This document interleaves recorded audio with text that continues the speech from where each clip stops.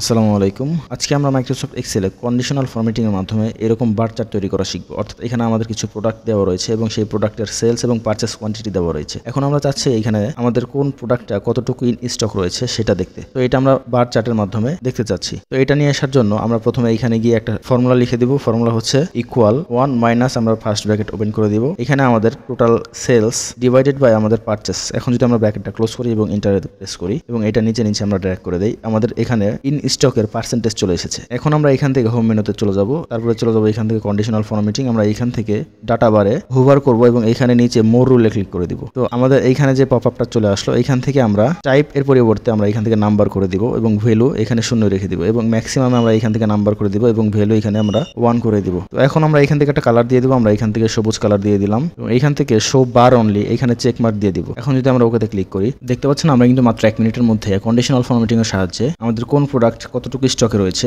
সেটার একটা চার্ট তৈরি করে ফেলেছি। তো ভিডিওটি ভালো লাগলে লাইক দিন এবং চ্যানেলটা সাবস্ক্রাইব করুন।